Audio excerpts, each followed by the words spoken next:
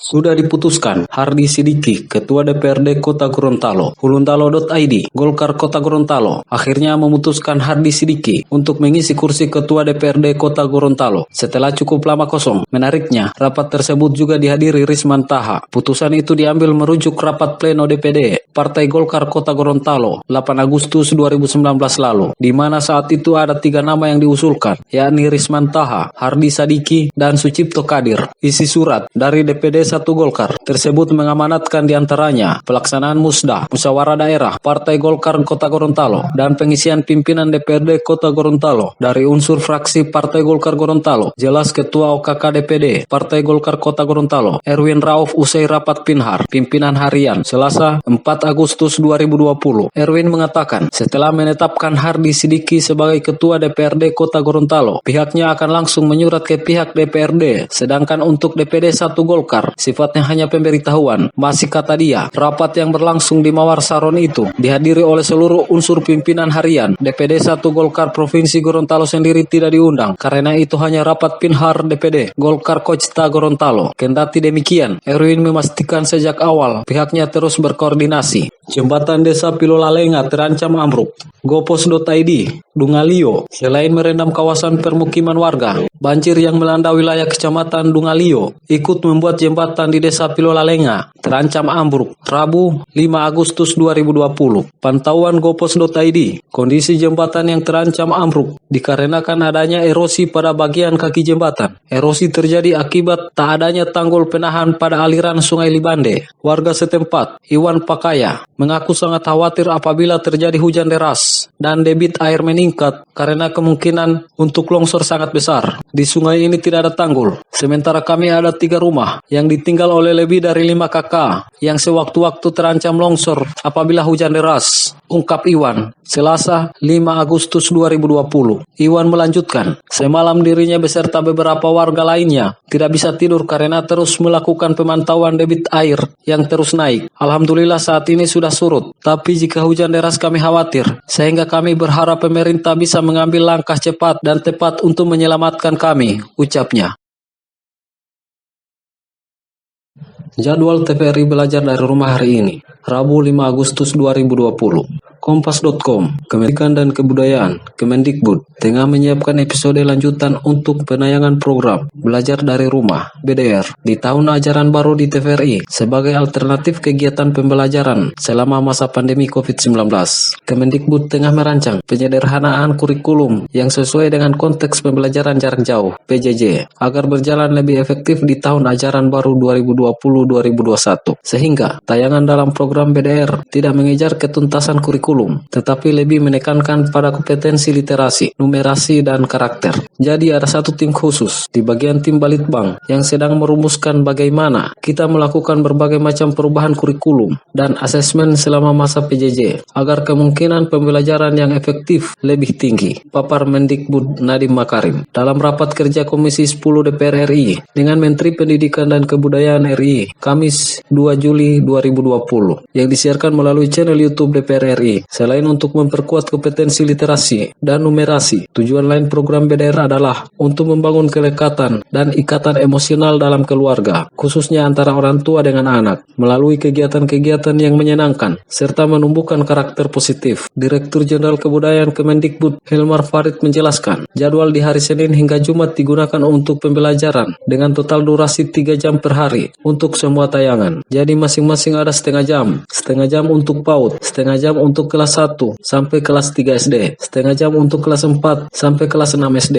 dan setengah jam masing-masing untuk SMP, SMA, dan parenting, tutur Hilmar. Dengan begitu, usai menemani anak belajar melalui TVRI, orang tua juga bisa ikut belajar seputar dunia parenting yang kekinian. Berikut jadwal terbaru tayangan Belajar dari Rumah, TVRI Rabu 5 Agustus 2020. Jadwal ini dapat berubah sewaktu-waktu sesuai kebijakan penyiaran TVRI dan Kemendikbud. 8.00 sampai dengan 8.30, bola Pluto, PAUD dan sederajat. 8.30 sampai dengan 9.00, Sahabat Pelangi, Mari Menabung, SD kelas 1 sampai 3 dan sederajat. 9.00 sampai 9.30, Uang dan Kegiatan Jual Beli, SD kelas 4 sampai 6 dan sederajat. 9.30 sampai 10.00, Cinta Budaya, Seseorang yang Menjual Dunianya, SMP dan sederajat. 10.00 sampai 10.05, Bahasa Inggris. 10.05 sampai 10.30, Vokasi Kini, Jurus las yang naik kelas, SMA dan sederajat. 10.30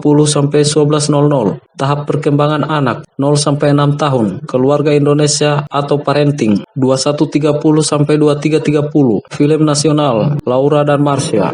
Dewan Pengawas KPK segera periksa dugaan pelanggaran etik Firly. Jakarta, Dewan Pengawas Komisi Pemberantasan Korupsi bakal segera melaksanakan pemeriksaan pendahuluan terhadap kasus dugaan pelanggaran etik yang dilakukan Ketua KPK Firly Bahuri. Pemeriksaan pendahuluan dilakukan setelah Dewan Pengawasan KPK selesai melakukan klarifikasi dan meminta keterangan dari berbagai pihak, termasuk Firly. Tinggal pemeriksaan pendahuluan, dan apabila dalam pemeriksaan itu ada dugaan pelanggaran etik, akan kami sidangkan, ujar Ketua Dewan Pengawas KPK, Tumpak Pengabeian, melalui konferensi pers daring kemarin. Pemeriksaan pendahuluan merupakan persidangan yang dilakukan untuk memeriksa kelengkapan dan kejelasan materi permohonan sebelum memasuki pemeriksaan pokok perkara. Menurut Tumpak, pemeriksaan pendahuluan itu akan selesai dalam waktu dekat. Dalam kesempatan yang sama, anggota Dewan Pengawas, Albertino Ho, menjelaskan bahwa sidang pelanggaran etik bakal dilaksanakan secara tertutup. Meski begitu, ia memastikan Dewan Pengawas bakal melakukan pemeriksaan secara maksimal dan objektif. Masalah etik bukan masalah siapa yang benar dan siapa yang salah, melainkan pantas atau tidak pantas, patut atau tidak patut. Pada waktu putusan akan diselenggarakan secara terbuka, ucap Albertina. Firly Bahuri diadukan ke Dewan Pengawas setelah ketahuan menumpang helikopter saat mengunjungi Batu Raja, Ogan Komering Ulu, Sumatera Selatan. Bersama istri dan anaknya, Firly melakukan kunjungan non-dinas berziarah ke makam orang tuanya pada 20 Juni lalu. Berdasarkan informasi yang diterima Tempo, perjalanan ziarah Firly diduga menggunakan fasilitas milik sejumlah pengusaha. Firly tiba di Palembang dan diduga menumpang mobil Toyota Alphard bernomor polisi BG50NG. Ia lalu terbang ke Batu Raja dengan menumpang helikopter berkode PKJTO. Tindakan Firly berpergian dengan helikopter itu